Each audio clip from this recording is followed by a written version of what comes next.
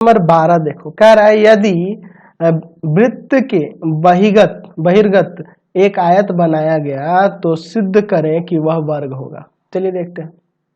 मैं एक आयत ले लेता हूं, ठीक है। इस प्रकार से आयत है कि इसके अंदर एक वृत्त है आपका, ठीक है। एक वृत्त इस तरह से इनके भुजाओं को स्पर्श करता है। तो यह जो आयत है ना, यह आयत, यह हमें दिखाना है कि यह एक वर्ग होगा। ए बी सी डी मान लेते हैं।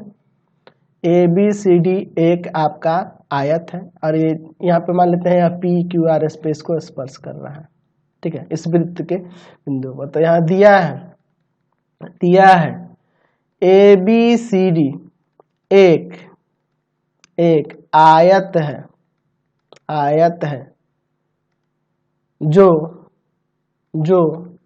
वृत्त के बहिर्गत है जिसकी भुजाएं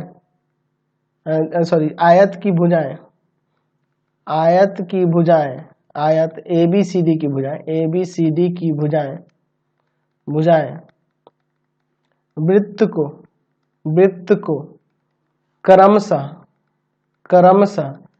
पी क्यू आर तथा एस पर स्पर्श करती हैं। तो सिद्ध करना है।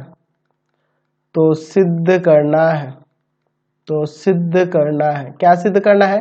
कि यह ए बी सी डी एक वर्ग है। अच्छा, आयत वर्ग कब कहलाता है? जब उसकी चारों भुजाएं बराबर हो जाए तो वह आयत वर्ग कहलाने लग जाएगा। तो मुझे बस भुजाओं को अगर बराबर दिखा दिए तो काम हो जाएगा। चलिए देखते हैं इसका प्रमाण। बहुत सिंपल है। अच्छा, चूंकि यह एक आयत है तो मैं यहाँ पर ए बी बराबर में सी डी, है ना, ए बी बराबर में सी डी, अच्छा, और ए डी बराबर में बी सी लिख सकता हूँ। क्यों लिख सकता हूँ? क्योंकि ए बी सी डी एक आयत है तो आमने सामने की भुजाएं बराबर होगी ना जी। चलिए, अच्छा, अब देखो मैं एक काम करता हूँ, पिछले क्वेश्चन की तरह ही यहाँ पे मैं ए पी बराबर में ए एस समीकरण एक ले लेता हूँ। नहीं भी लेंगे समीकरण तो चलेगा। ए पी बराबर में ए एस, चलिए ए पी बराबर में एस क्यों हो रहा है? तो बाह्य बिंदु से खींची गई स्पर्शरेखाएं बराबर होती हैं। वृत्त के बाह्य बिंदु से खींची गई स्पर्श रेखाएं बराबर होती हैं। ठीक है, बराबर होती है। चलिए, तो यहाँ से यह इसके बराबर दिखा दिए, ए पी बराबर ए एस। अच्छा, बी पी बराबर में बी क्यू हो जाएगा, समीकरण 2।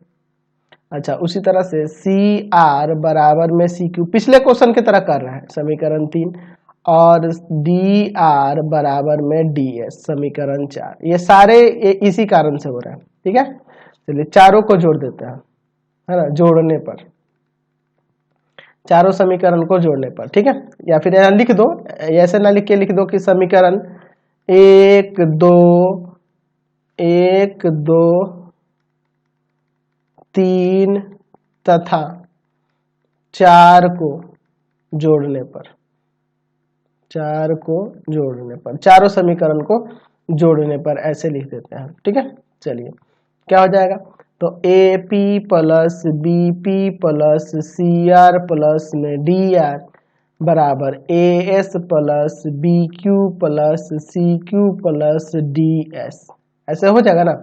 चलिए अब आगे देखते हैं, बहुत सिंपल। अब मैं जोड़ता हूँ, यहाँ फिगर में देखो, ए पी और बी पी मिलके ए बी हो जाएगा और सी आर और डी आर मिलकर सी डी हो जाएगा। उसी तरह से यहाँ ए एस और डी एस मिलके आपका ए डी हो जाएगा, है ना। ए डी लिख दो या डी ए भी लिख सकते हैं, कोई दिक्कत नहीं है। डी ए भी लिख सकते हैं या इसे ए डी लिखो, कोई दिक्कत नहीं है, उससे कोई फर्क थोड़ा पड़ता है जी। ए डी लिखो या डी ए लिखो, चलिए मैं ए डी ही लिख देता हूँ क्योंकि ऊपर मैं ए डी नाम लिया हूँ। अच्छा, बी क्यू और सी क्यू मिलके आपका बी सी हो जाएगा, BQ हो जाएगा। चलो, अब चूंकि देखो आपका ऊपर जो था ए बी सी डी बराबर है, ए बी सी डी के बराबर है, तो मैं सी डी हटाकर इसको भी ए बी लिख सकता हूँ कि नहीं? ठीक है, अच्छा यहाँ पे मैं AD को हटाकर BC लिख देता हूँ क्योंकि AD BC के बराबर है ना, चूंकि हमारे पास AB बराबर है CD और BC बराबर है AD, ऐसा इसलिए मैंने कर दिया। ठीक है, तो यह 2AB और यहाँ 2BC, तो 2 से 2 कट जाएगा, AB बराबर में BC।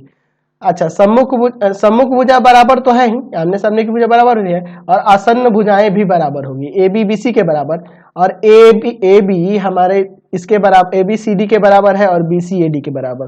ठीक है, तो देखो यहाँ से AB BC के बराबर और AB CD के बराबर, तो CD BC के भी बराबर हो जाएगा, और जब BC AD के बराबर, यानी कि इसलिए हम लोग देख सकते हैं कि चारों भुजाएं बराबर होगी, AB बराबर BC बराबर CD बराबर AD, चारों भुजाएं बराबर। और चूंकि ABCD एक आयत भी है, यानी प्रत्येक कोण 90 भी है और चारों भुजाएं बराबर भी हैं, अतः